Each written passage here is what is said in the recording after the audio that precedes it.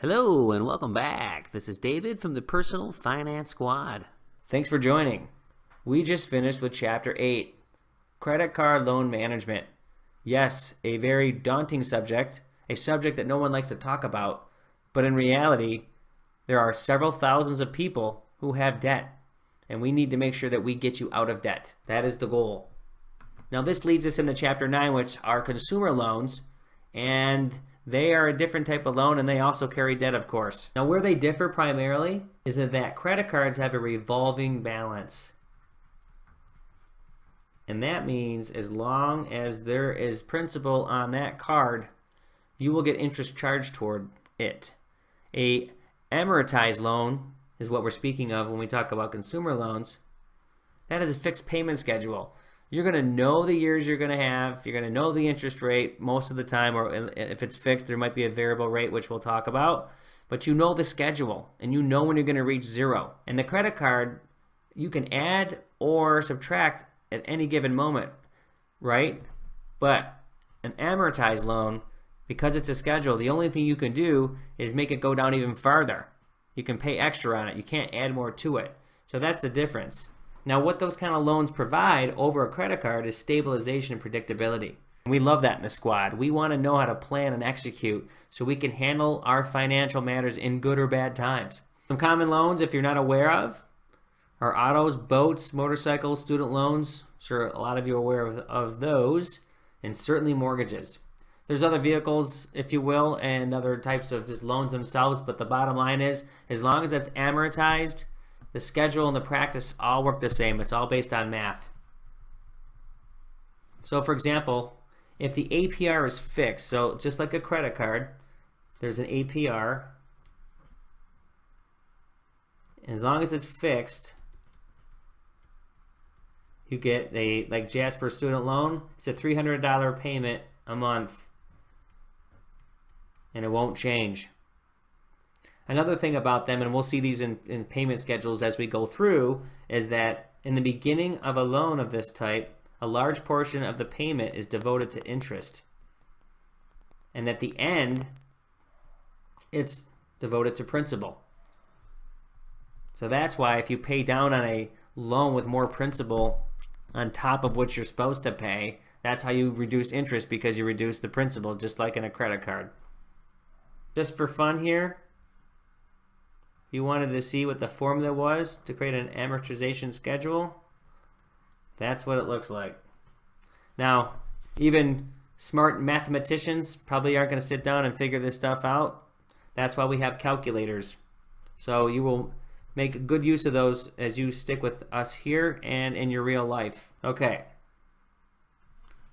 So we're just going to go down here and get right into it.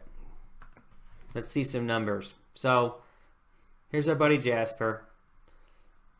Let's say he has a student loan for $12,000 at 9% interest and he has a loan term of 72 months. So you can go online and we'll look at those as well down the road, but they're everywhere. You type in amortization calculator and you can cut your numbers very fast, just like you're seeing here. This is what you would type in. $12,000 loan, 6 years, interest rate 9%, and you tell the calculator when you want the loan to start, so that way you can actually see when you would finish. And just by the way, as we go down here, we'll show you another example of a calculator input. We just don't see it in front of us now. So we just wanted to show you a little bit of how it would look. So if let's say Jasper inputted 2015 as his start for July, you can see that the interest here is $90. And we're going to, again, this is going to be a fixed APR. And you can see that the interest in the beginning alone, the very first payment is $90. And by the time you get down to the last payment, it's $1.61. And on the inverse, you see that the principal here is $214.70, but at the beginning it was $126.31. And that's how they're all designed. And again, fixed means 100% predictable. It's not even predictable, it's what it's going to be. Now, I did mention a variable rate, and we'll talk about variable interest rates since we get to the second section of the book with mortgages. But in a simple way of looking here, variable has to do with two things. There's two components. It has a fixed component and a variable, and it's usually based off some form of a schedule, like it's our interest rate charge, like the prime rate, or the LIBOR. The LIBOR is with the prime. They're pegged to certain indexes, is what they would call them, and we'll look at these later. I don't want to get too far into this now, but what you need to know about a amortized loan with a variable schedule is that you still have the same schedule. You're still going to have, and if it's a 30-year loan, it's still going to say 30. The difference is the amount you would pay every month, depending on the variable part of the rate. So, for example, you could have a fixed component of 3.5 that would always remain. Let's do it this way. Would always remain fixed, but the variable can come up or down every single month. In some cases, it might be the quarter. Just depends on the loan you have. But let's say it was by month, which usually it's more, truthfully, it's more like the quarter. But it could be 9%, and that would make your rate 12% total. So just for a quick view here, just so you know the conception of this, is that if your rate was 9% one month, and this is the way Jasper's loan started off, you can see these are the same numbers. But in the next month, if his APR was 10%, it's going to jump. His principal actually goes up, and his interest actually goes up. So he has $298.95, but his payment will go up by $990. And the next month it's 10% APR instead of the 9 from July, goes up $980. So right here's another example. If it were to drop to 8% in August as opposed to the 10 or the 9, then I just did some quick calculation here, but it would be $79.16, and that's $989 lower. So you actually can have a lower payment. So it all just depends. Again, this is conceptual. These are out there, and we will cover these as we go down the road. Just want to make sure you understand that there can be some variability, but the whole point with an amortized loan is that the schedule remains the same. Always remember that. Okay, so when paying down the loans, they don't act any differently than a credit card does, in that you have a principal balance. Right here, principal balance. So every month that principal balance will go down no matter what. Even with a credit card, it goes down.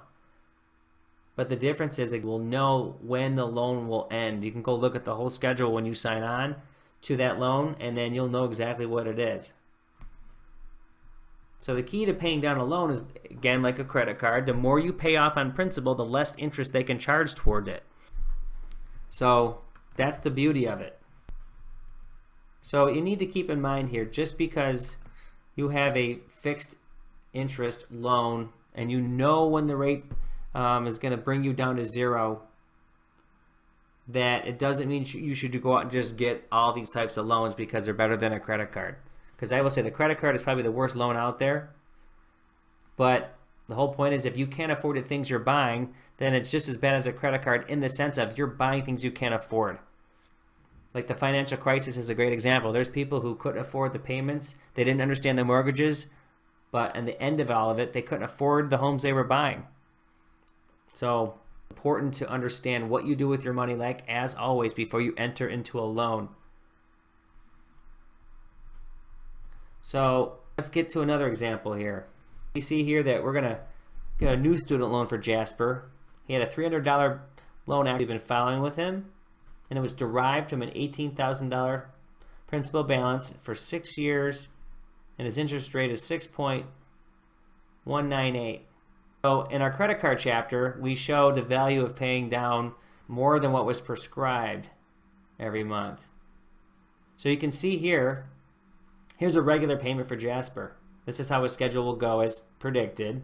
And you can see that the interest doesn't really add up too much of a difference between all of these months. However, you can see everything consistently going down. And then you can see the difference when you add $250. And the reason it's called right here, when you see prepayment, that's just the way it'll be looked. If you went online and said, I paid this $250 in one of my loans, you'll actually see, the principal payment per the schedule, right? And if you paid $250 in addition to that, then it would say $250 prepayment. But what it does is it takes that money right off the loan. For example, if you had, let's say, a $10,000 balance, you made it, and you had a prescribed schedule, of course, but here you said you made this $250, it would say prepayment right there, and then underneath it, it would apply the prescribed, so we'll say normal monthly principal payment. Okay. So again, this is some more information right here that we always have written here in the squad about the loans we do, and it's reading this dialogue is hard to tell without a chart in front of you, but the whole point is you can see that if you had a regular payment, it would be $1,043.84 of interest, and then only $957.13 after 11 months. But just remember that it doesn't look so good in the beginning as you're knocking things out.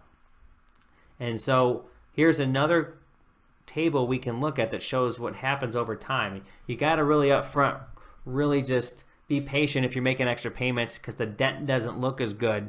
Eventually, there's just less principal out there to a point that the interest just can't accumulate, and you can see the difference. And now that's a good mental feeling. And you can see here that this doesn't look like a big deal, right? But look what happens after year or two. Look at the difference and how much interest.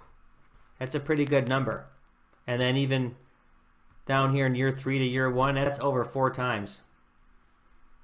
From 957 to 214. That is a huge number.